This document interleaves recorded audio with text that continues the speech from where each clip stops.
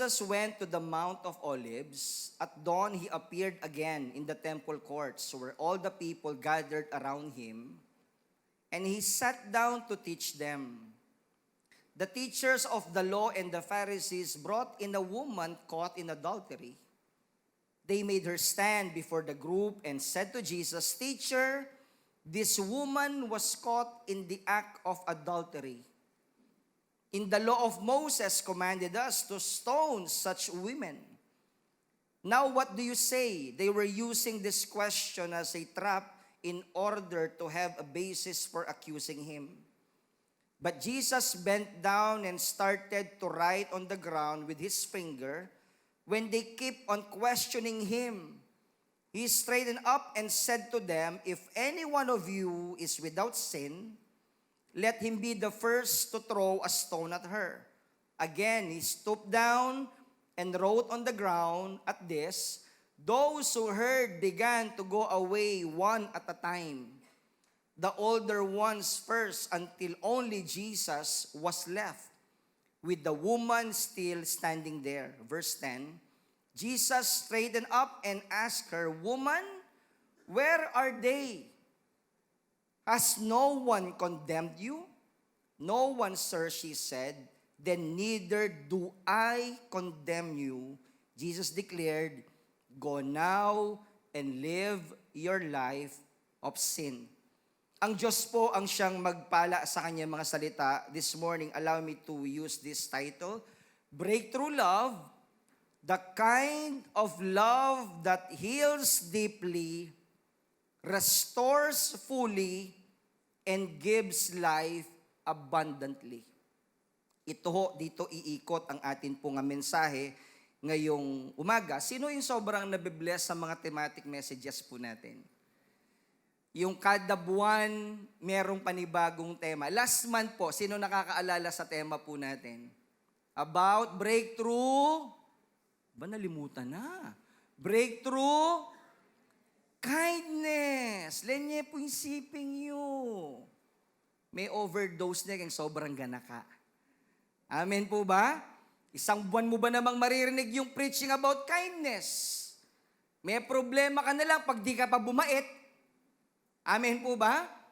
This morning po, i-recap lang natin yung mga preaching messages sa mga nakaraang 3 linggo. Yung kay Ma'am Lilian po, ang title is With All My Heart. Yung kay Pastor Alex po is The 3 Dimensions of Breakthrough Love That Gives Life. At yung atin pong last Sunday kay Sister Cel ay yung A Love That Forgives. And today, again, yung nasabi ko po kanina, it's about breakthrough love that heals deeply, restores fully, and gives life abundantly. Balikan ko po yung text po natin na binasa po kanina. Ito po'y isang kwento na kung saan inilalarawan po ng kwentong ito na in our society, kapag ka ho nagkamali tayo, iba ang tingin at hatol ng mundo sa atin. Pero iba kapag ang Lord ang tumingin. Kung titignan ho natin, di ho ba sa kwento, yung babae po, isang babaeng nahuli sa pangangalo niya, dinala kay Jesus upang hatulan, ngunit sa halip na siya'y kondenahin, hinamon niya ang kanyang mga nag-aakusa at ipinakita ng Lord Jesus ang awa, ipinakita ang pagmamahal, nag-alok ang Lord Jesus ng kapatawaran at ng isang bagong simula. Yun po ang mababasa ho natin sa kwento. Ang sabi ho ng isang writer, we live in a world where hearts are wounded. Relationships are torn apart. And many are just barely surviving, breathing, but not truly living. Totoo po ito. Pansinin niyo po sa mga ka-office mate po ninyo, iba yung joy na meron ka sa joy nila. Amen po ba? Iba yung satisfaction po natin ngayon. Hindi lang tayo humihinga, ramdam ng Diyos, buhay tayo. Amen po ba? Pwede bang palakpakan muna natin ang ating pong Panginoon? Tulad doon ng babaeng ito na buhay sa kasalanan. Alam niyo, pagka ang mundo, no? Bakit pag ang lalaki, gumawa, feeling ng iba okay lang kasi lalaki. Sa mata ho ng Diyos, parehas yun. Nagkasala din. Hindi ordinaryong pagkakasala, inuulit ko, mabigat na klase ng kasalanan, nahulihan, idagdag mo pa yung kultura ho ng mga Hudyo. Na-imagine nyo kung babatuhin siya. Sana man lang yung batong gagamitin, yung batong pino, Brother William. Kung yung batong gagamitin, yung pinagbiyakan dun sa mga marmol na may mga spike at may mga matatalim na, may pukpuk na ko po. Alam niyo, nauntog kahit alam niyo, talagang, dumidiin no? Hindi man nasugat pero malalim. Yung gusto mong manuntok na hindi mo alam sino susuntukin mo, kasalanan mo naman O kaya yung nakurot ka ng magulang mo na malating kandot, na mamapiya po. Isa lang ho yun Pero itong babae ho na to, babatuhin siya hanggang mamatay. Isama mo pa itong ganitong klaseng judgment po sa kanya. Alam niyo po, pakiramdam ng babae nung siya na-expose. Imagine mo, mailalagay ka sa public execution. At ang mga marites at mariton at mga marisol doon, ang problema na ninyo? Adakal bato ni, palagi ako. Makadiri Kasi nakita na yung bato Nandun ka agad yung judgment. Pakiramdam mo nung babae, parang gusto na lang niyang malusaw. Doon sa kung saan siya nakatayo. Against the same feeling, nung tayo po'y wala sa Panginoon. Nung wala tayo kay Jesus, humihinga lang tayo. Pero hindi natin ma-enjoy kung anong buhay na meron po tayo. Katulad nyo rin po ako. At alam kong mag-a-agree po kayo sa akin ngayong umaga. Mga tatay, hello!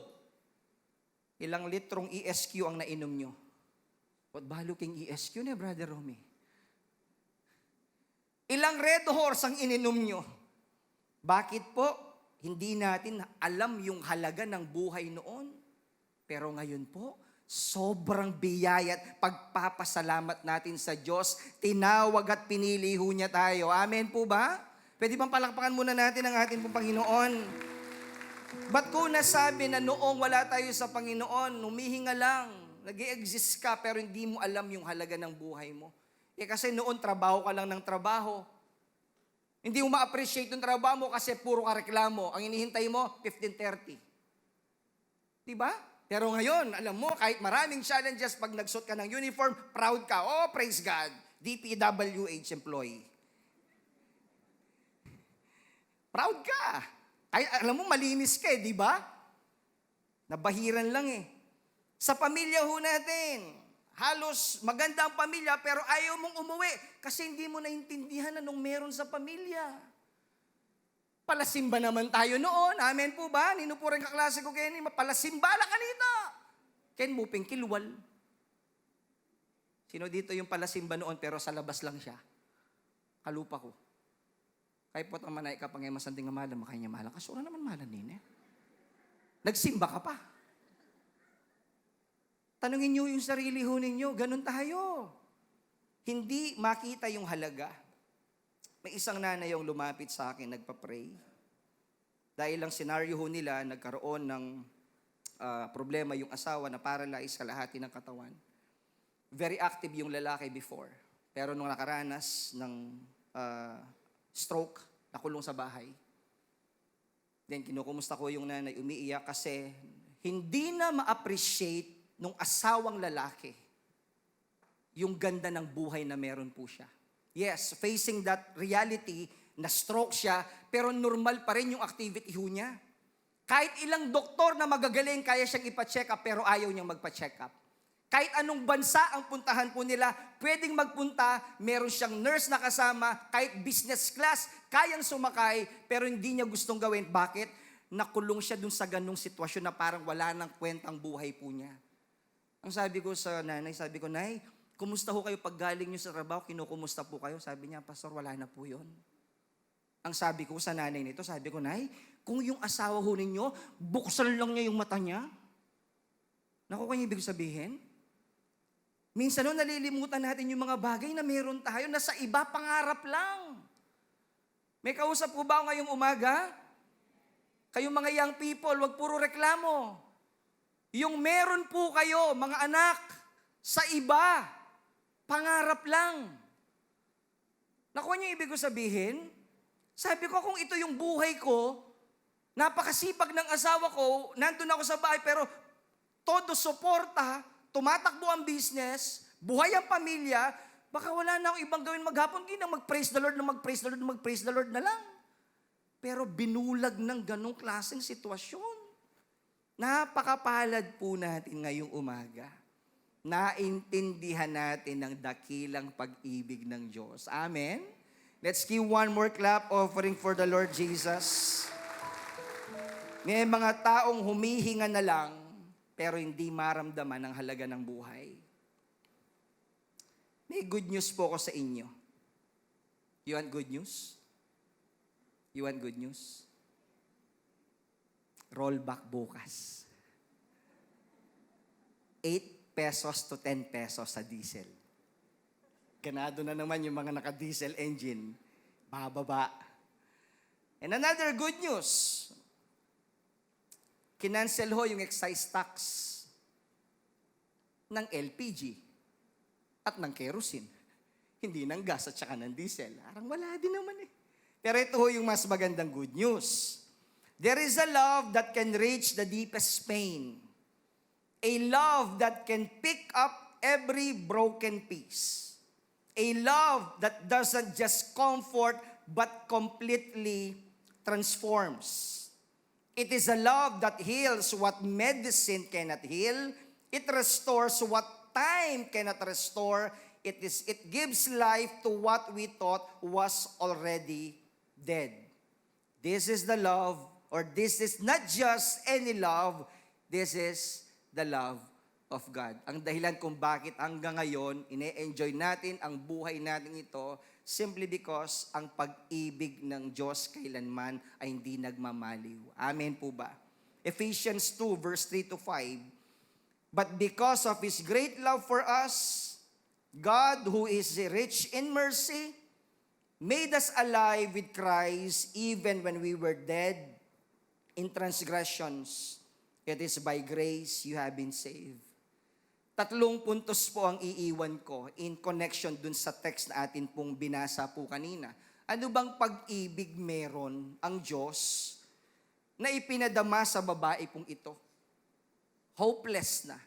Wala ng pag-asa, pero nakakita ng panibagong buhay nung naranasan si Jesus. Number 1, a love that heals the broken. Isang pag-ibig ho na nagpapagaling sa mga taong punong-puno ng sugat ang puso. Yung sugat sa balat, madaling maghilom po yan eh.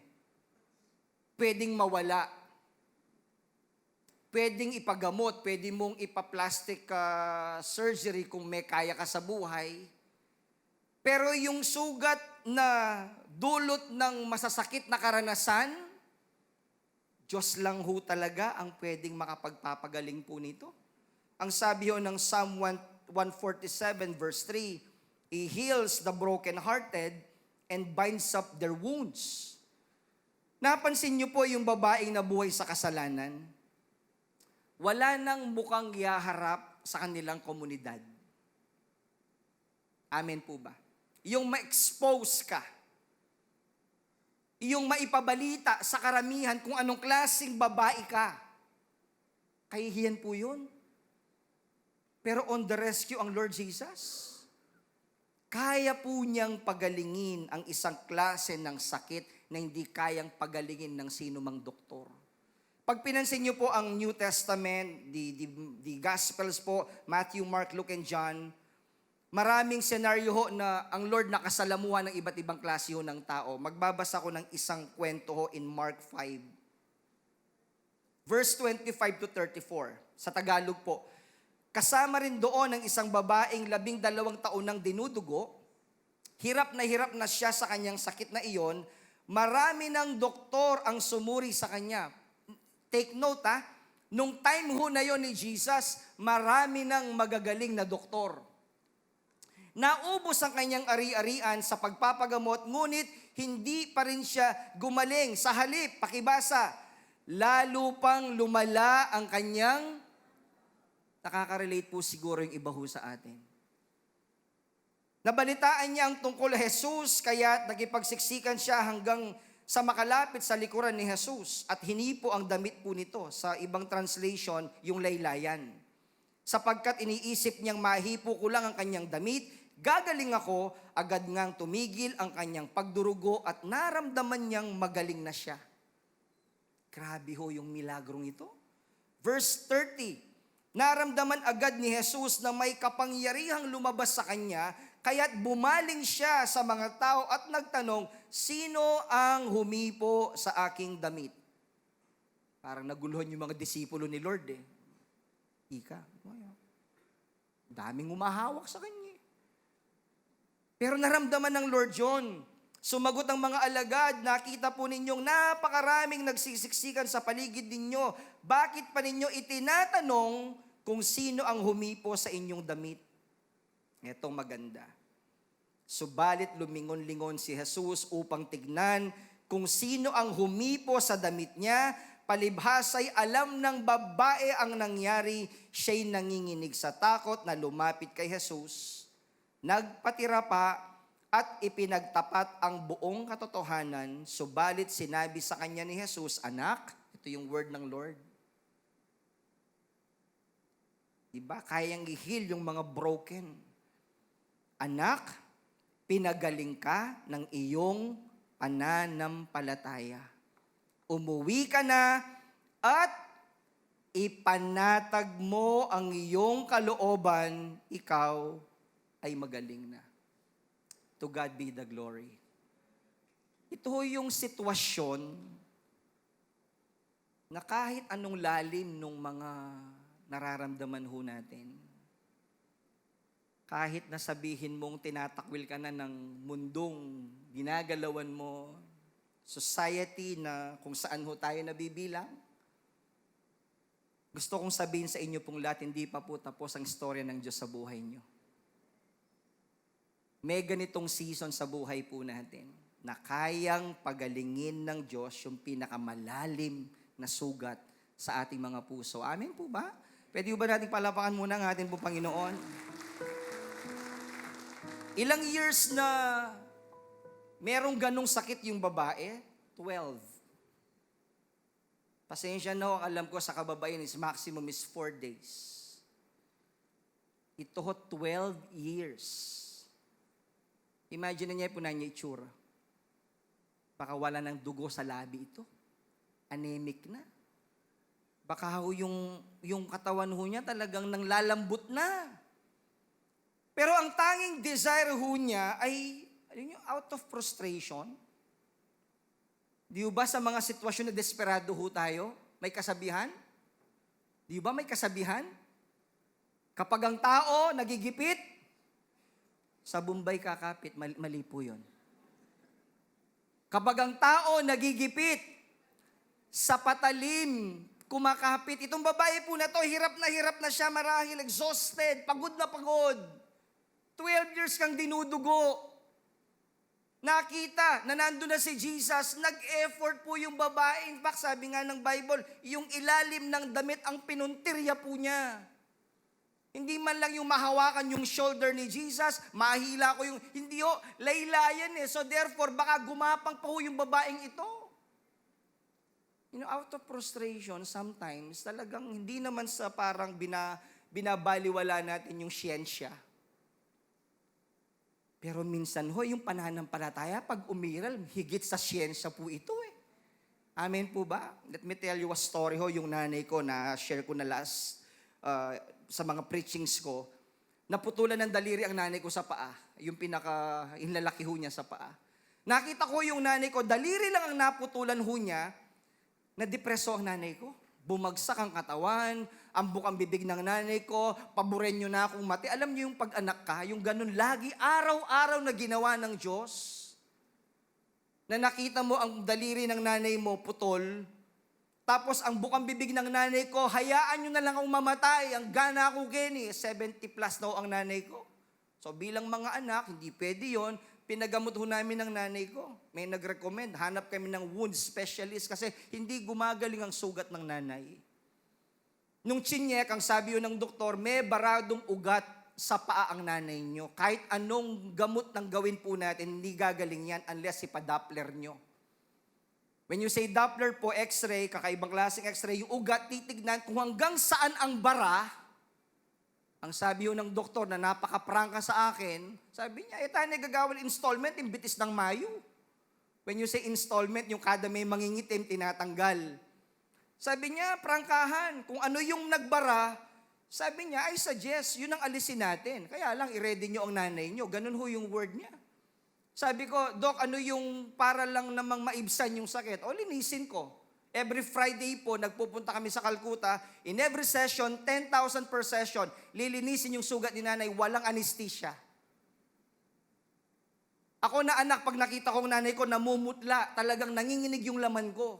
Yung third session po namin, pinulaut ko si nanay, inuwi ko ho siya. Kasi umiiyak ang nanay ko. Yung yakap ng nanay ko, parang mapunit-punit yung likod ko nung sinakmal yung leeg ko eh. Talagang masakit. Subukan nyo.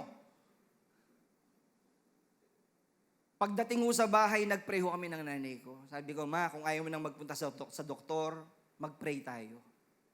Yako na yung doktor mo, ako po kaya.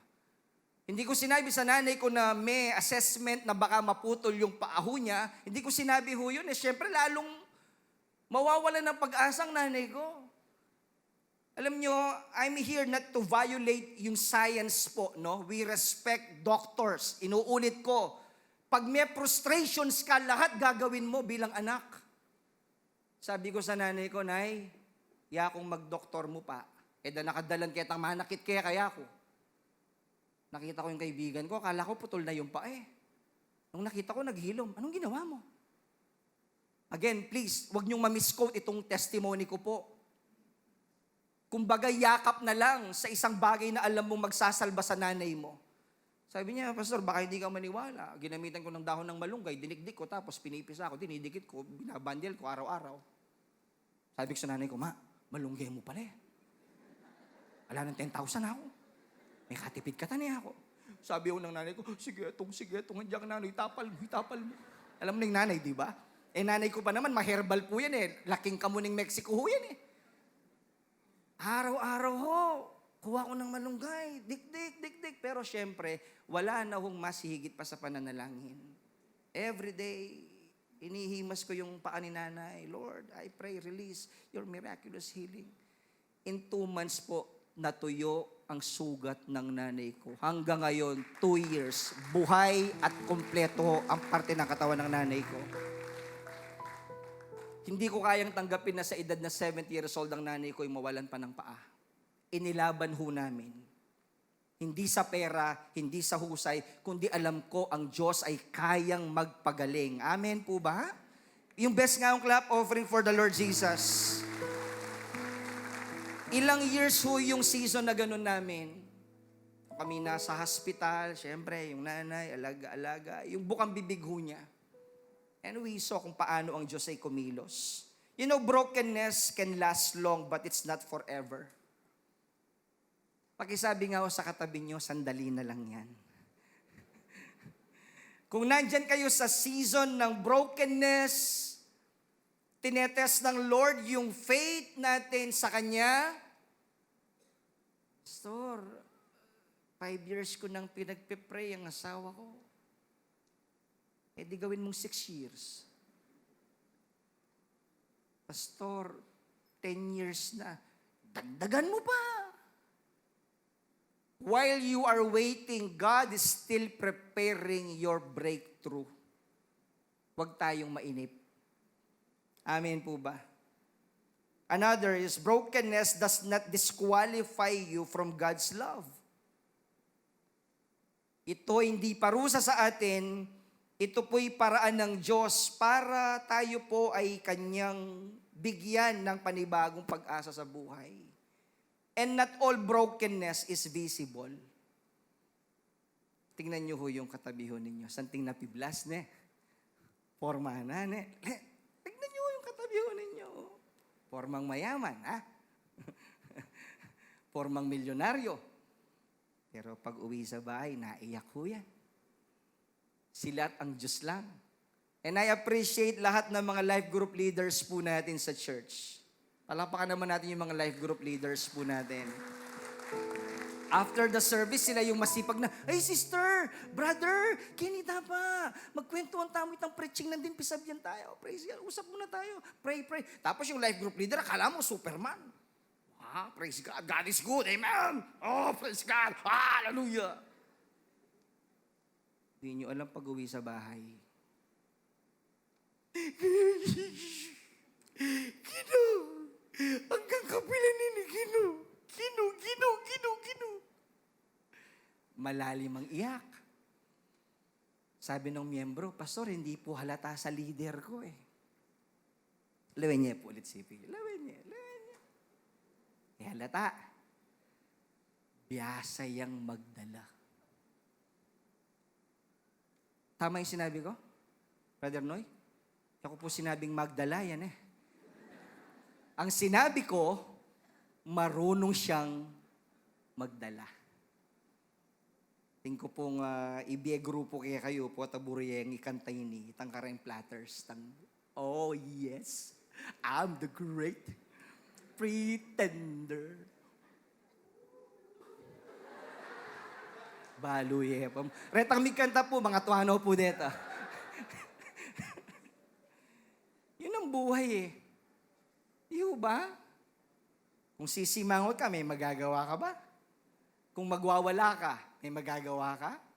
Enjoy na lang ho natin ang presence ng Lord. Amen po ba? Minsan pa nga nating palakpakan ang ating po Panginoon. God's love reaches our deepest pain. Emotional, spiritual, and even physical. Yun po ang Diyos natin. Amen po ba? Ikalawa ho na katotohanan, base ho sa storya na ating binasa po kanina, yung pag-ibig ng Diyos sa isang babaeng hindi biro ang kanyang nagawang pagkakasala. Number 2, a love that restores what was lost. Isang klase ng pag-ibig na kayang ibalik at ibigay yung mga bagay na nawala. Sabi ho sa Tagalog, pag-ibig na nagpapanumbalik ng mga nawala. Mag-a-agree ho ba kayo sa akin na marami tayong sinayang na panahon noon? Marami tayong mga oportunidad na pinalampas. Mga kabataan, habang nag-aaral po kayo, mag-aral kayong mabuti. Huwag niyong gayahin ng Pastor Albert po ninyo. Kasi yun, nung high school ako, may chance pala akong maging, kahit salutatorian man lang sana, Sister Candy. Kaya lang, nung ako po'y nag-aral sa Jose Abad Santos High School, ang first period ko, billiard agad eh. Ayoko pakyapusan. Yung parang sabi ko, kung maaga ko lang nakilala si Jesus, ang dami hong nawala. Buti lang, naawa yung teacher ko sa math. At least man lang, kahit 78, sumabit.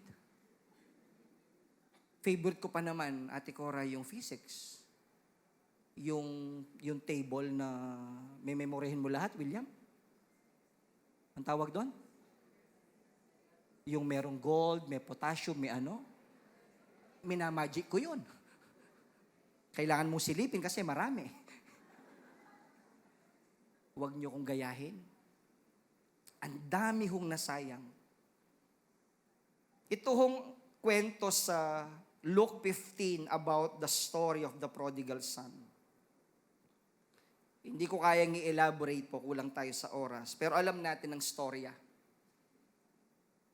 Yung lalaki, anak, bunso, kinuha yung mana. Ang term ng Gen Z, nagwalwal po siya.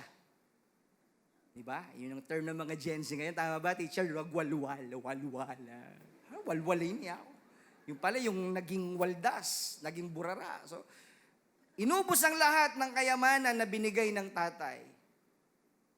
Pero yung bata po, buti na lang, humantong siya sa realization ng buhay niya. And that is in Luke 15:17, when he came to his senses. Ito yung maganda sa atin naman. Kapag na-checkmate na tayo, kapag alam nating wala na tayong dadaanan, dead end na, salamat sa Diyos, ang ending, siya pa rin. Talagang maawain lang talaga ang Diyos, ano?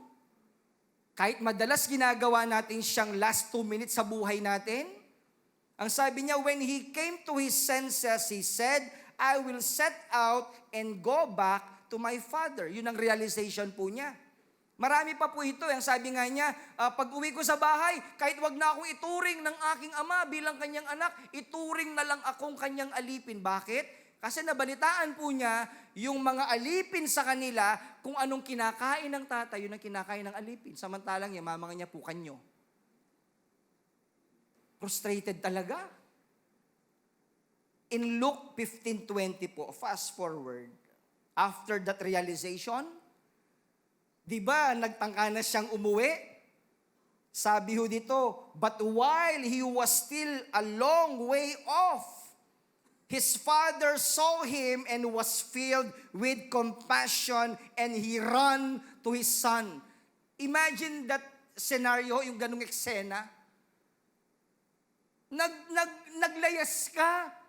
Winaldas mo lahat ang pera ng tatay mo, ng nanay mo. Dumating ka sa realization na mali ang ginawa mo, tapos babalik ka, tapos nakita ka ng tatay mo, hindi man siya nagdadala ng batuta, yung mga subukan mo lang lumapit dito. Kaya yung sintiron niya na, subukan mo lang. Psst! Subukan mo lang bumalik. Ngipin mo lang walang latay.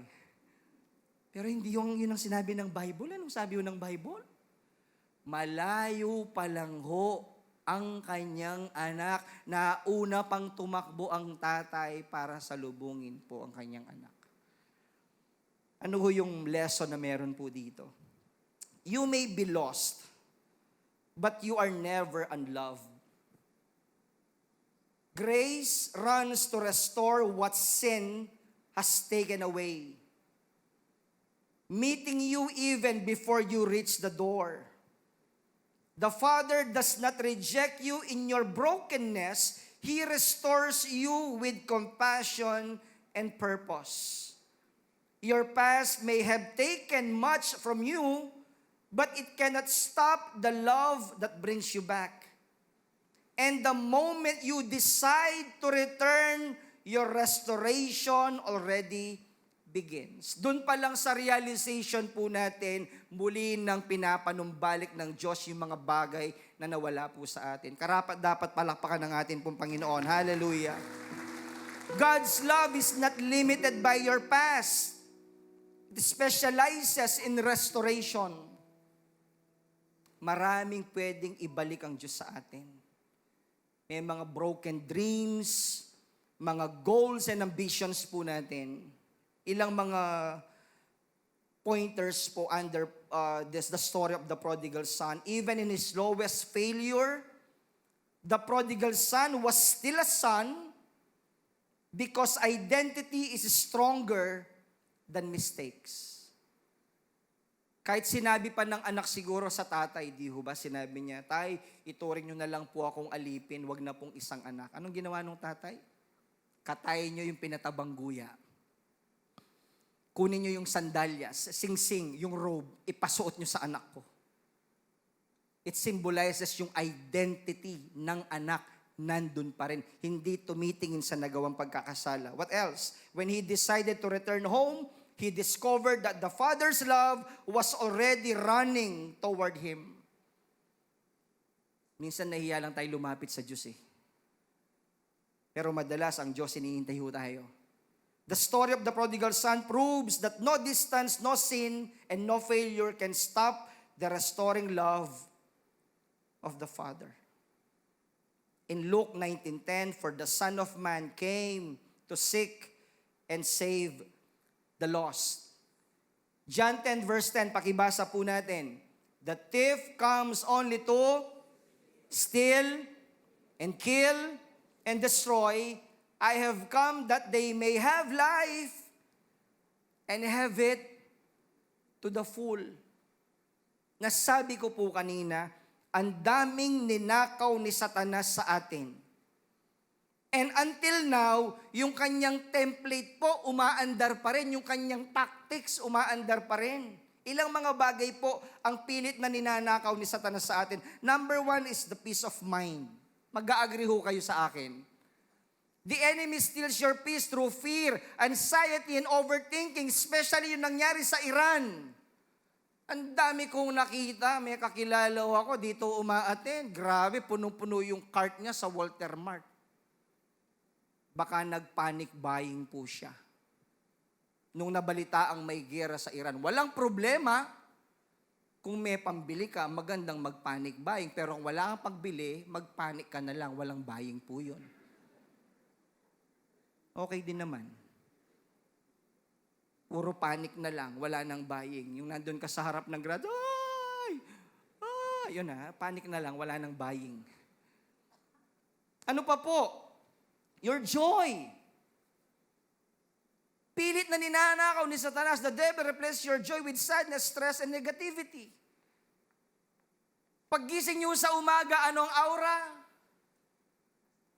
Ano ang aura paggising sa umaga? This is the day that the Lord has made and I will rejoice and be glad in it. Makita mo yung wife mo. Praise God. Oh, my darling. Oh, my love. Ay, praise God, praise God. Bisang kape, bisang... Hindi yung paggising mo, parang nilamutak na yero ang mukha. Sana wala nang ganong Kristiyano. Kitang pagkagising mo palang buisit na ka, anong dahilan ng kabuisitan mo? Kagigising mo lang. Basta may ninap ko. Yung panaginip niya, of course, buisit siya. Kaya may gising niya, buisit siya. Ang galing, carry over ah. May isang babae ho, sabi sa asawa ho niyang lalaki na, darling, pag namatay ka, hayaan mo, susunod ako. Sabi yun ng lalaki, pati ba naman sa kamatayan, magulo pa rin ang buhay ko. Joke lang ho yun. Meaning to say, sa loob ng bahay, ganun na sila. Nagpaalam na mamamatay na. Sabi ng babae, susundan kita. Kamatayan na lang, magulo pa rin. Your joy. Huwag nakawin ni Satanas. Meron tayong dahilan para maging masaya araw-araw. Amen po ba? Matutuhan niyo pong ngumiti. Ngumiti po ha, ali po maili, aliwaya po ito. At siya po maili kayong alang kayabe, aliwaya po ito. Ayan po, itang mamalis ka. Aliwaya po ito. Aliwaya po yung Burinas sa Benita. Ang sinabi ko, ngumiti nga ho yung katabi ho ninyo. Ngiti lang. Sapat na ho yan para maramdaman ko na may kaligayahan sa puso nyo. Amen po ba? What else? Faith. Pinasisinungalingan ng demonyo yung katotohanan ng salita ng Diyos. Pag sinabi ng Diyos, gagawin niya. Sasabihin ng demonyo sa atin, hindi niya gagawin. The enemy slowly weakens your faith through doubt and discouragement. What else? Your purpose. Yung dahilan ho natin, ba't tayo nabubuhay? Kilalanin mo ang sarili mo kung sino ka at ano ang rason ba't ka nag-i-exist sa mundong ibabaw. Mga nanay, huwag kayong magsawa sa ginagawa po ninyo. Araw-araw, kayo po ang ilaw ng tahanan. Amen?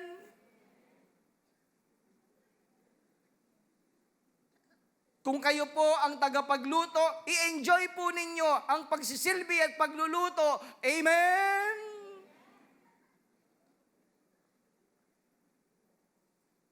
That's your purpose. Hindi yung, ilang taon na akong gagawin na ito, wala na ba yung magagawin ito? Ano yung buri mong gawa? Ikaw ang asawa eh. Pangit pag may ibang nagluto sa bahay nyo. Mas magwawala ka. Di ho ba? Enjoy every moment. Yun ang purpose. What else? Relationships. The enemy destroys relationship through pride, unforgiveness, and miscommunication. Sa mga mag-asawa ho, patibayin pa natin lalo ang ating relasyon. Dapat habang tumatanda ang relasyon, lalong nagiging sweet at malalim. Amen? Amen? Yung tumatagal, umaasim. Hindi ho yun. I-workout natin. In fact, sa mga anak ho ninyo, hindi lang kumikibo yung mga anak ho natin, kapag merong argument ang mag-asawa, hindi ho nyo napapansin yung mga anak nyo, affected ho yan. Kaya pag tinanong mo, ba't di ka umuwi agad? Wala ho, may pinuntahan lang. Hindi may pinuntahan. May dahilan ng anak nyo bakit hindi siya umuwi agad. Dahil lang mag-asawa po, based on my understanding, tayo ang nagsaset ng mood sa bahay. Gusto nyo umuwi agad ang anak nyo? Iset nyo yung tamang mood. Amen po ba? Amen? Yung mag-asawang 2 linggong hindi nag-uusap, o yun yung mood nyo sa bahay. Sinong anak ang gaganahang umuwi? Sinong anak ang gaganahang magstay sa loob ng kwarto? What else? Your time. The enemy wastes your time through procrastination, distraction, and wrong priorities. Ano pa po? Your identity. The enemy lies to you, making you believe you are not enough, unworthy, or a failure. Marami hong magagandang bagay na inihahanda ang Diyos sa atin.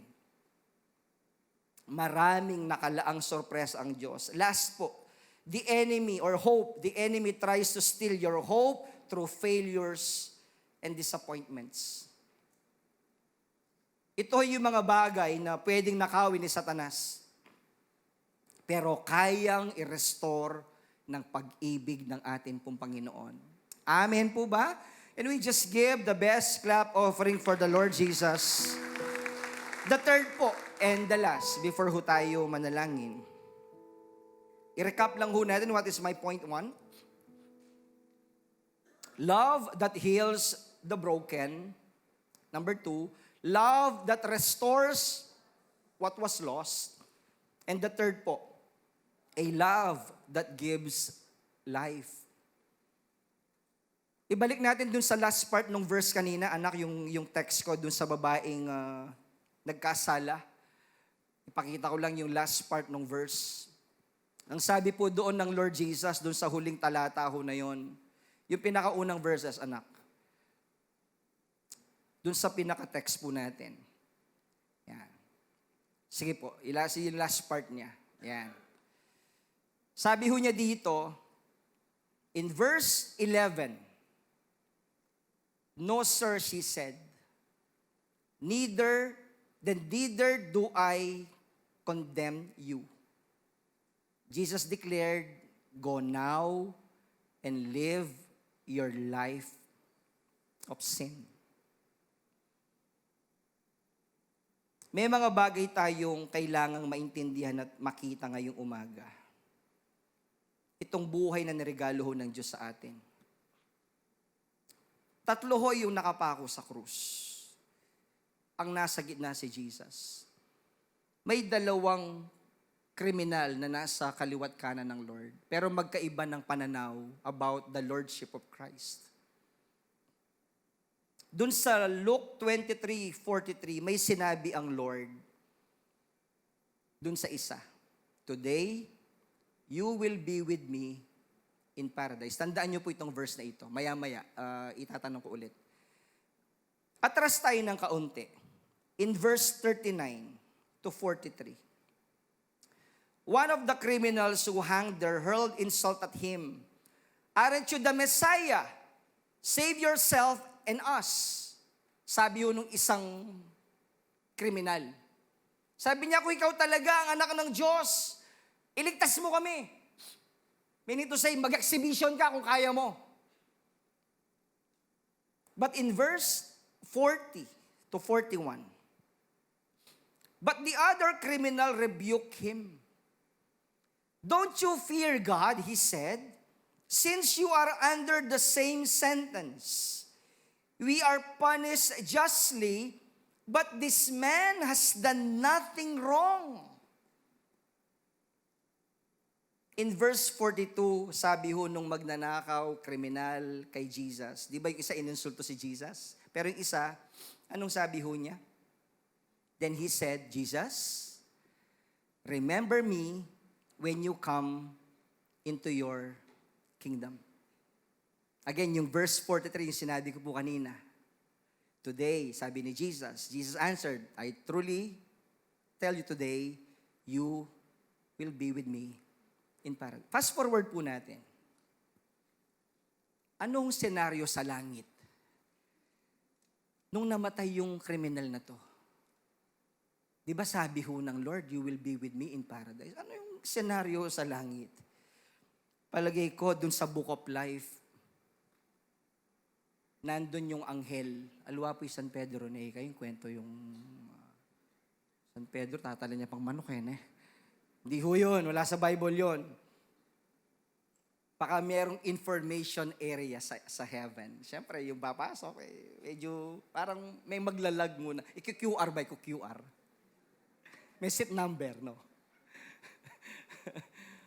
So, darating ho yung angel, sasabihin sa lalaking ito na, yes po.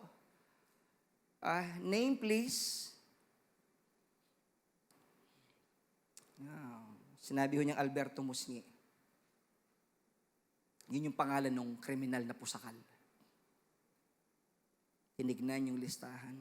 Dali lang ho titignan ko yung pangalan nyo. Nag-pre-encounter po ba kayo?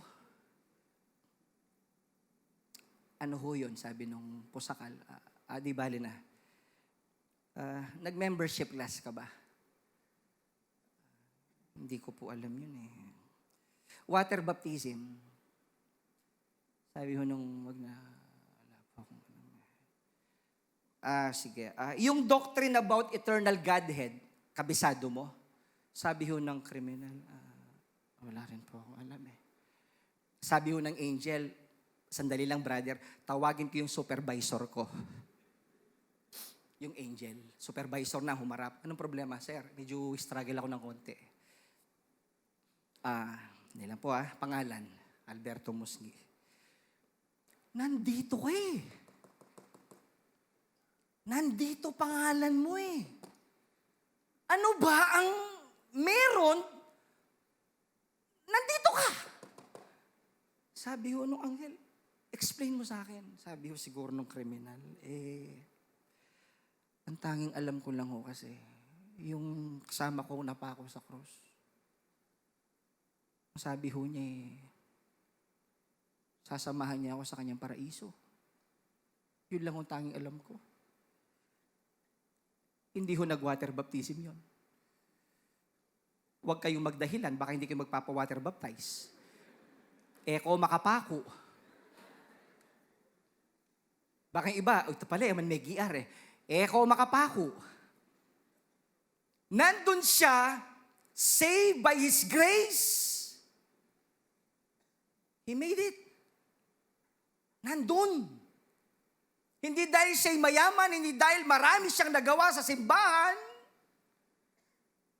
but because of His amazing love ng Lord. Nandun po. Nailigtas siya ng kanyang pananampalataya sa isang Diyos na dakila. Amen po ba? Yung best nga clap offering sa atin pong Panginoon. Don't just exist. Live in His love. God's love doesn't improve life, it gives life. This morning, mga magulang, mga kapatid, as I end po my simple exhortation this morning. Gusto ko maitatak sa puso ho natin na hindi tumitingin ng Diyos anuman ang ating nagawa at nakaraan. Kaya niyang baguhin ang buhay po natin. Amen po ba? Can we just stand ho sa presensya po ng ating pong Panginoon? Ilang slide na lang ho. Are you wounded? Let His love heal you. Are you broken? Let His love restore you. Are you empty? Let His love give you life. May short story akong nakuha. Maikli lang kaya pinalagay ko sa slide. Ang title is The Broken Cup.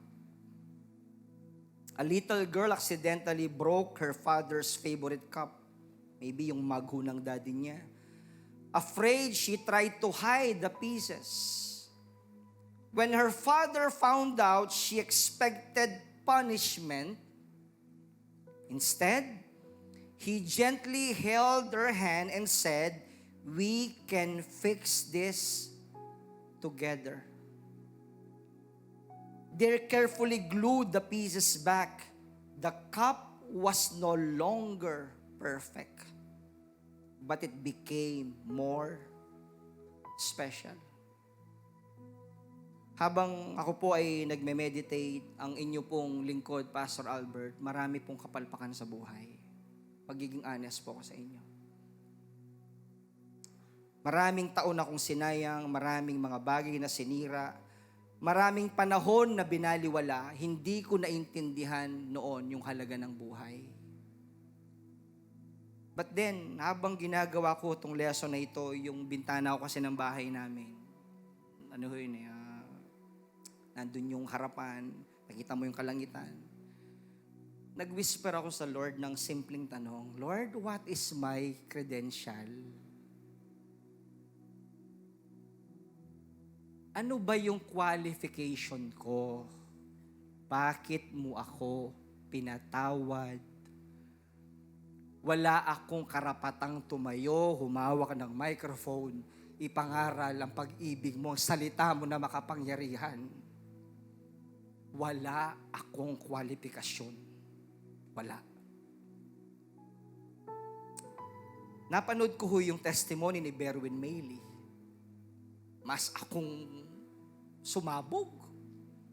You know the story ni Berwin Mailey dun sa Tony Talks, the vlog? Baligtad. Same, dun sa babaeng ginamit kong text. Yung asawa ni Berwin ang nagkamali. Nahulog.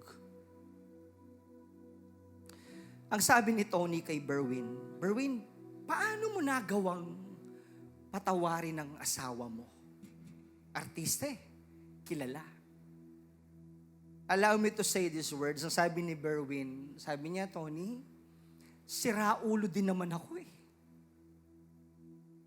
Marami rin naman akong kabastusan sa buhay. Marami rin naman akong kapalpakan. Sino ako para hindi patawarin ng babaeng minsang minahal ko? You know, that's the kind of love na binigay ng Diyos sa atin. Nakaka-amaze ang Diyos kung paano inibig ang bawat isa po sa atin. Amen po ba? Pwede ba nating itaas lang ating mga kamay sa Panginoon? Kamangha-mangha ang iyong dakilang pag-ibig. Oh, hallelujah! Come on, just sing this song. I'm amazed by your love, Lord. I'm amazed by your love. Hallelujah. How you love me. Come on, just sing. Lord, I'm amazed.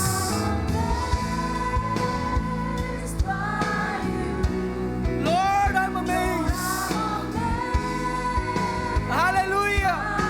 Come on, lift your hands and sing. Namamangha kami sa iyong wagas na pagmamahal. Come on, just sing. I'm amazed, Lord, by your love. Hallelujah. I'm amazed by you. I'm amazed. Hallelujah. Lord, I'm amazed. Hallelujah.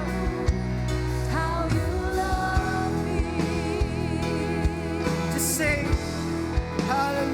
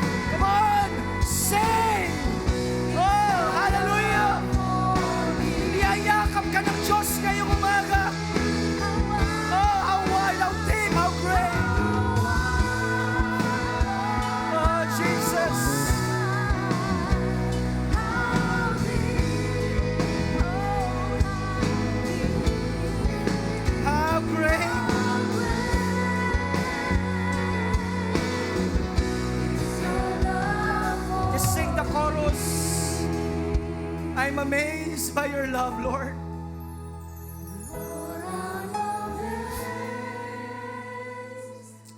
Oh, Jesus.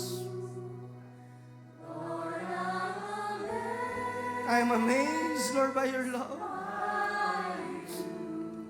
Wala kaming pwedeng ipagmalaki. Wala po.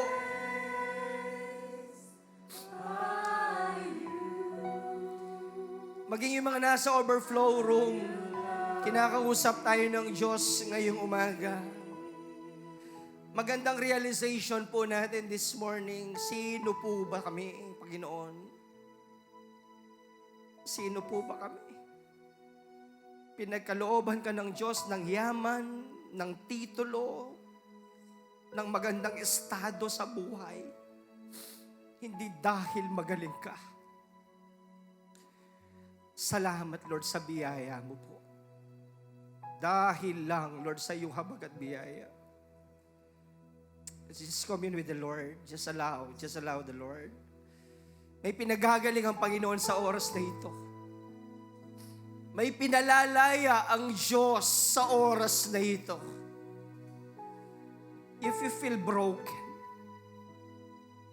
mahaba na yung season, tsinatsaga mo pa rin. Don't stop. Just don't stop. Just keep on moving. Hindi pa tapos ang Diyos sa season na yan. Oh, Jesus. Just allow the Lord. Hallelujah. Salamat, Panginoon. Salamat po. Just pray to the Lord today. Just pray to the Lord. Kung may mga bisita ho tayo ngayong umagang damang-damang yakap ng Panginoon, kinakausap po niya kayo, sinasabi ng Lord sa inyo ngayong umaga, mahal na mahal na mahal po niya kayo. Salamat, salamat, salamat, salamat, Panginoon. The Lord is saying to us today, sabi ho ng Lord in Matthew 11:28, Jesus said, "Come to me, all of you are weary and heavily laden, and I will give you rest."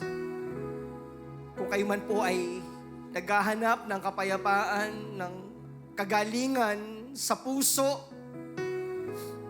nandito po ang Panginoon. Ino-offer po niya ang kanyang buhay sa atin. Pwede ba tayong sumunod lang sa isang panalangin?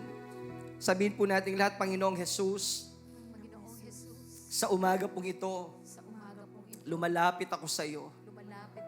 Humihingi ng tawad sa lahat ng mga kasalanan na aking nagawa, naisip, nasabi, patawarin mo po ako. At sa oras na ito, Panginoong Jesus, binubuksan ko ang aking puso. Maghari ka sa aking buhay. Ikaw na aking Panginoon. Ikaw na aking Diyos. Ikaw na aking tagapagligtas. Salamat sa iyong wagas na pagmamahal. Salamat sa buhay na ito, Panginoon.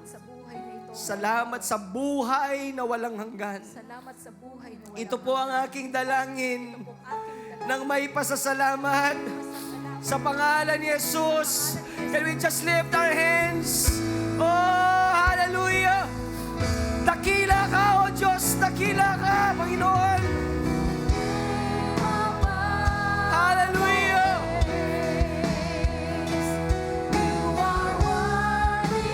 Thank you, Lord. And my heart will sing how great is our God. Come on, just sing.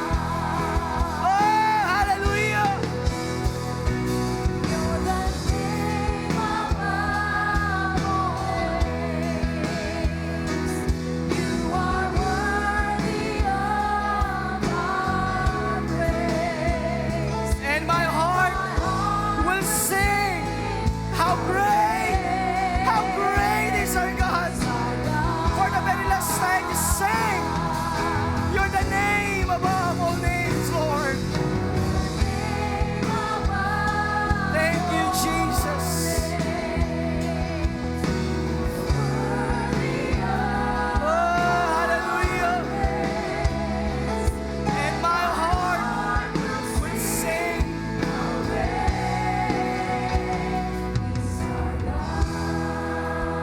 Salamat sa iyong dakilang pagkilos, Lord, sa aming kalagitnaan. Salamat, Lord, kinakatagpo mo po kaming palagi. Sa kabila ng aming mga kakulangan, Lord, nararamdaman ka po namin. Sinasamahan mo kaming palagi. Pwede ba natin itaas ang ating mga kamay? Tanggapin niyo po ang himala na dumadaloy sa lugar na ito this morning. Receive your miracle today in the name of Jesus. In the name of Jesus, receive your healing now. In Jesus' name. Sino man sa mga mahal namin sa buhay ang may karamdaman, God, we speak healing, Lord. God, we speak healing. God, we pray for restoration in the name of Jesus. In every areas, Lord, of our lives. God, restore mo ang lahat na ninakaw ni Satanas sa aming mga buhay. Panginoon, salamat po sa kalakasan. Salamat, Lord, sa iyong pag-ibig ngayong umagang damang-dama po namin. Sa iyo po namin, Lord, binibigay lahat ng papurit, pagwalhati, pasasalamat. Ito pong aming dalangin, God, ang may pasasalamat in Jesus' name. Amen, amen, amen. Hallelujah. Praise God. Sino pong nakaranas ng pagpapalaya ng ating Panginoon? That freedom comes only from the amazing love of God. Amen? And all because of Him, we are free. Sigaw po natin, we are free. Make it more personal, I am free. Hallelujah. Never before have I felt so alive. Never before have I thought I could fly. Never before have I thought I could fly. Amen. Never before. Never before have I ever been so free. Just being with you, God. Just being with you, I now begin to see. Cause your presence overwhelms me. Cause your presence, Amen. overwhelms me. Let's shout. Because of you, I can dance. Because of you, I lift my hands. Because of you, I can say, I am free. Because of you, I can dance. Let's dance. I lift my hands. Because of you, I can sing. I am free. Let's clap our hands for the Lord. Hallelujah. Once again, never before. Never before have I felt so alive. Never before. Never before have I thought I could fly. Amen. Never before have I ever been so free. Just being with you, being with Jesus. Being with you, I now begin to see. Amen. Let's sing. That your presence Overwhelms me. Because of you, I can dance. Because of you, I lift my hands. Because of you, I can sing. I am free. Because of you, I can dance. because of you, I lift my hands. Because of you, I can sing. I am free. Let's clap our hands. Amen.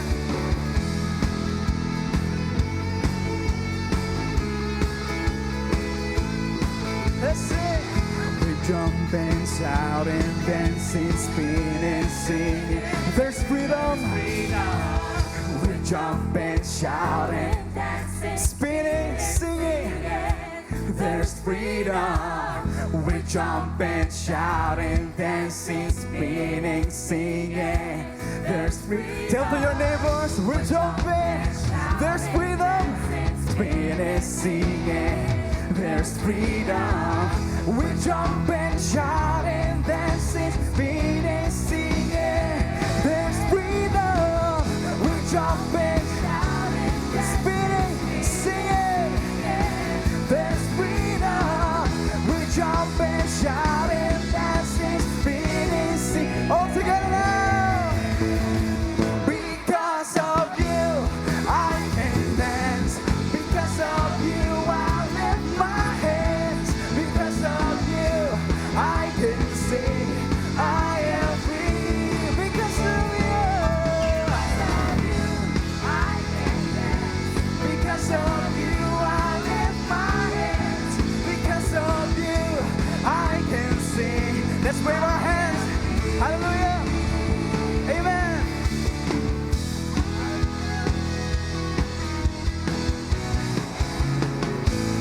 Hallelujah. Praise the Lord. We are free. Yung pinakamainam nga ho na palakpak sa ating Panginoon. Ngayon po natin sabihin na talagang karapat dapat ipamalita kung ano ang meron sa lugar na ito na nararanasan po natin. Amen po ba? One more clap offering for the Lord Jesus. Sama-sama ho tayong mananalangin. Lord, salamat Lord sa mga salita mo po na nag-comfort sa aming lahat. Naniniwala kami, Lord, hindi ka pa po tapos sa amin. Marami ka pang sorpresang inilalaan, Lord, sa iyong mga anak. In the name of Jesus. Nakaunat ang ating kamay for the prayer request. Lord, sino man po sa mga kapatid namin ang nagsulat na nampalataya, kumuha ng isang papel at habang isinusulat ang kanyang pananalangin ay nandun ang kanyang pananampalatayang naniniwalang kayo po'y tutugon, Panginoon. Lord, kami nagka-agree sa aming pananalangin ngayong umagang ito. Sino man po ang naghulog sa box na ito ng kanilang munting panalangin, katagpuin mo po sila. Salamat po ng marami. Nakataas ang ating mga kamay. The Lord bless you and keep you. The Lord make His face shine on you and be gracious to you. The Lord turn His face toward you and give you peace. The Lord bless you and enlarge your territory, and His hand will be with you and keep you from harm. The love of God the Father, the grace of the Lord Jesus, and the sweet fellowship of the Holy Spirit be upon us all now and forever. Everybody will say, Amen, Amen, Amen. God bless po. Enjoy your life group, and see you again on Sunday.